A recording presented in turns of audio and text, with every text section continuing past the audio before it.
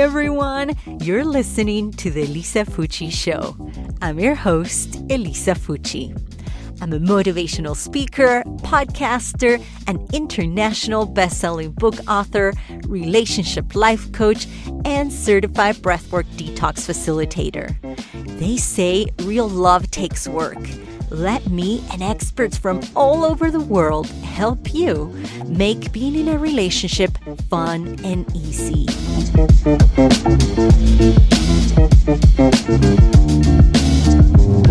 Hello. Welcome to today's podcast episode of the Elisa Fucci Show. I'm Elisa, your host. And for those of you that are new to my podcast, I'm a relationship life coach and breathwork facilitator. I help you turn your struggling marriages into thriving marriages by making a better you. And I'll add a little caveat there, with or without your husband or spouse being on board. I have proof, I have evidence in my life of how this is possible. It can be possible for you too. So if you want to work on your relationship, then now is the time.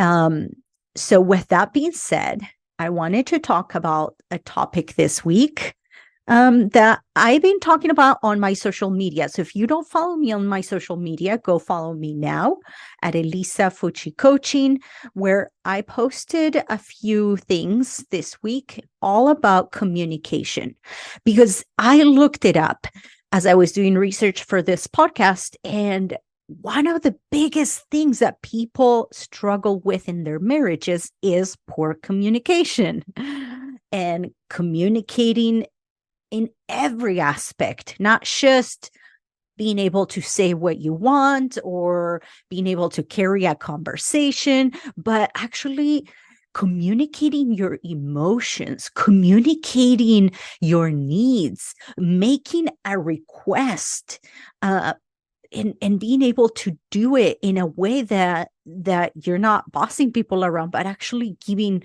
the other person space to say no without any strings attached, or being able to communicate to solve conflict. So many people go into a conversation wanting to be right, wanting to prove to the other person that they are right and the other party is wrong. We go into conversations so set on what is right for us and so set on just making the other person see our point of view. So if you are like most of us and need help and need tools to help you improve your communication skills, then this is the podcast for you to listen to, because I'm going to give you all the tools put into one podcast. I did a podcast last week, and it was all on anger, which I'm going to record again, but it was amazing. And when I went to replay it and upload it to my podcast platform, it didn't have an audio. So I was like, oh, I guess it was supposed to just be for me. So when I feel prompted to talk about that topic again, I'll re-record it and share it because it's very powerful. But today we're going to talk about communicating, because it is the number one reason why people get divorced, why relationships struggle. It's because of poor communication. And there's my accent right there, like it just slipped up. I feel like today I have a stronger accent for some reason. I don't know. Is it because I haven't done this in a few weeks? I don't know, but my accent seems stronger. Listen to my previous podcast and tell me what you guys think. I just want to know. Anyway, let's jump right into it. I remember growing up, I never learned how to communicate. I learned that if I said anything, it was going to be taken I was going to look like a fool, or it was going to be taken out of context, or nobody cared about my opinion. I was the little one, the seventh out of eight. Like nobody cared to ask my opinion. So communication for me was really difficult.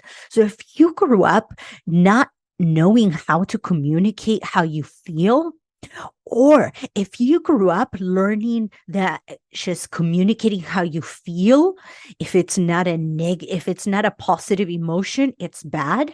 Like communicating that you're angry, that you're disappointed, that's bad. Then listen up, because this podcast is for you. Because I believe that communication is the grounds to a stronger and deeper level of connection with your spouse.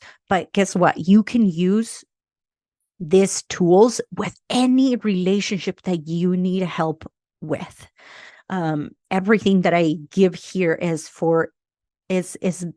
specifically geared towards marriage, but trust me, I use all the tools on my kids too, and on my siblings, and with my mom, like with everyone. So you can use these tools on every single relationship.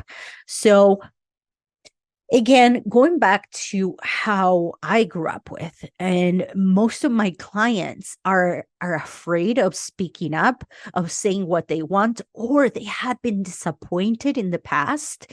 They think that what's the use? Why should I speak my mind? Why should I say, I've already said it 1,000 times before. Why should I keep trying to communicate my needs or to communicate what I'm feeling? It's best if I take care of it on my own. Why should I even bother? He doesn't care. He's going to put his walls up, and it won't matter, right? Like I've heard this so many times before. But in the process of withholding that emotional connection, we are distancing ourselves. We're not giving the opportunity to the other person to even step up, for them to even try. We are not opening up. We are not connecting emotionally to the other person, because we're blocking that out of our relationship. So today, I'm going to encourage you to try and work on the tools that I'm going to give you. And the first one I wanted to talk about is communicating your feelings.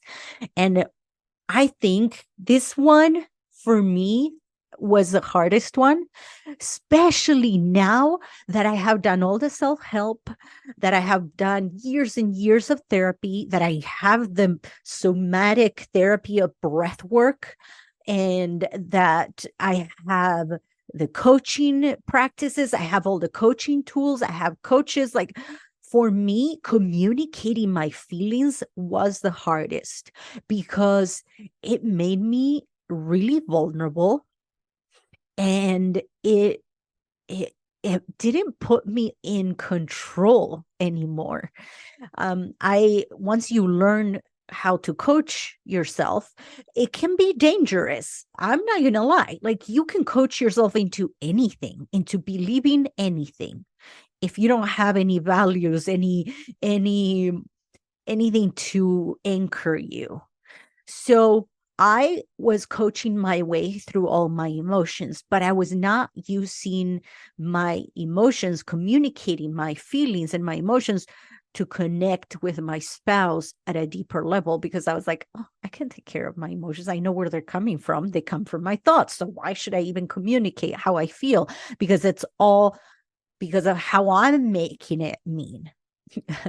So if you are one of mine, if you are a geek into self-help, and you have all the coaching tools, and you have been avoiding communicating your feelings with your spouse, let me tell you that it is a game changer the moment you start communicating your feelings. But let me tell you how to do it. Always use I am statements, okay, to describe how you feel. And another thing that I'm going to add, and I'll add it once I tell you how to do it. But this is a little cheat sheet on how to do it. You want to say, I feel frustrated, or I feel, insert the feeling. When you don't do the dishes. I feel frustrated when you don't do the dishes. I feel frustrated when you say you're going to do something and you don't do it. I feel neglected when you don't come to bed with me at the same time. I feel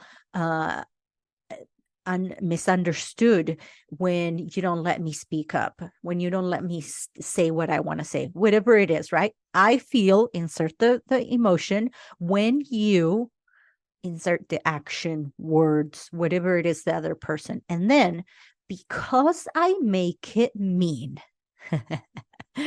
Again, it brings back the power and responsibility back to you.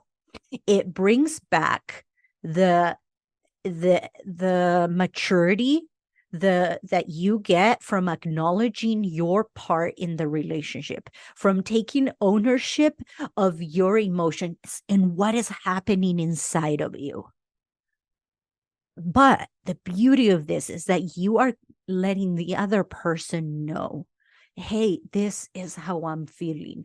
You're giving them a glimpse of what's going on inside you, and giving them an opportunity to take care of you, to love you, to connect with you. Okay. So again, I feel, insert the emotion, when you, action, because I make it mean that you don't love me, that I'm not good enough. What are you making it mean? When your spouse says it changes his mind, or says he's going to do something and he doesn't do it, or when you ask him to do something, he says no, what are you making it mean about him, or about you, or about your marriage? What meaning are you putting into that action that is making you feel this way? Okay. And the little caveat that I wanted to add in there is that when you communicate your feelings, remember that this is just as a way to communicate. You're not doing it to expect a change in your spouse or in the other person. You're not doing it because you want them to now change their behavior because of this newfound knowledge that you've given them. No, because then that's an expectation. And when you have an expectation, it'll lead to disappointment, frustration. Okay. So remind yourself that this is just so you can connect. That's it. And if you want to allow the other person to do the same thing, make sure that you just don't say anything. You stay quiet while the other person repeats, like, okay, well, I feel this way when you do this because I make it mean this. All we are doing is we're listening to understand instead of trying to be understood. Okay. We're listening to the other person when it comes to their turn, right? When it comes to their turn to say how they feel, you want to just listen so you can understand why they're feeling that way. We're not going to change them. We're not fixing their emotions. And I've talked about this in previous podcasts. Your spouse's emotions are not your problem to be fixed. He's an adult. He can fix those emotions any way he wants to. If he asks for advice, you can give him advice on what you think you would do or he should do, but it is not your responsibility. You do not get to take that on. You are there just to hear what he's feeling, what he's making it mean, and what is bothering him. So before you start this conversation, you may want to be like, hey, I'm going to tell you how I feel, and I don't need you to say anything. This is just so we can connect. This is just so I can speak up and say how I'm feeling. And so you can also, if you would like, have the opportunity to do so. Eventually, the more you do this,